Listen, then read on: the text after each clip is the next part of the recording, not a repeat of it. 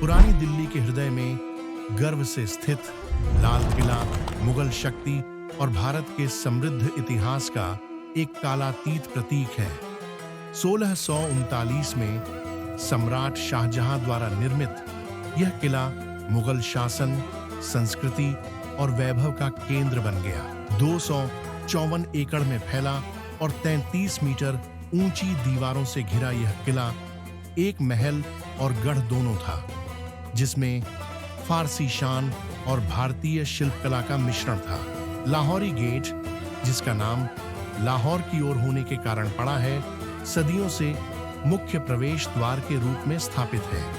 यह छत्ता चौक की ओर जाता है। वह ढका हुआ बाजार, जहां रेशम, आभूषण और खजाने कभी शाही दरबार को चकाचौंध कर देते थे। बाजार के पीछे नौबत खाना या ढोलघर है, जहां रोजाना शाही संगीत बजता था। राज परिवार को छोड़कर हर आगंतुक को आदर पूर्वक यहीं उतरना पड़ता था।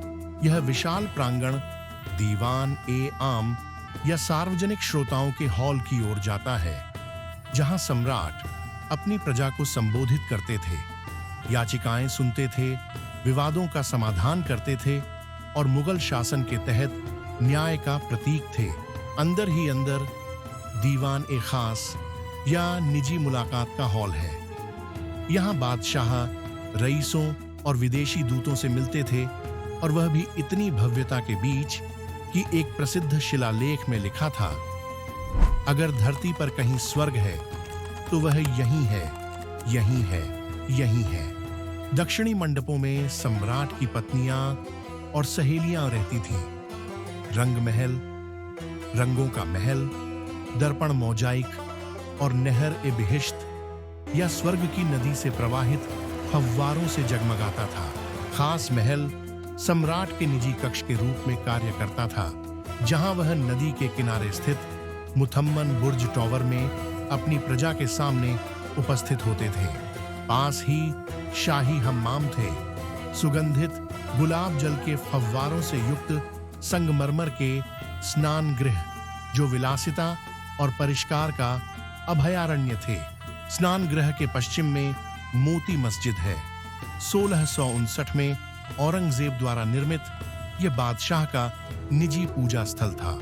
किले की कुछ बची हुई ब्रिटिश पूर्व संरचनाओं में से एक है बावली या सीढ़ीदार कुआं, जिसे बाद में 1945 के लाल किला परीक्षणों के दौरान जेल के रूप में इस्तेमाल किया गया था। शाहजहां की स्वर्ग की कल्पना हयात बख्श बाग, जीवन देने वाला उद्यान, में जीवंत हो उठी, जिसमें नहरें, फव्वारे और मंडप थे जो शाही घराने में शांति लाते थे।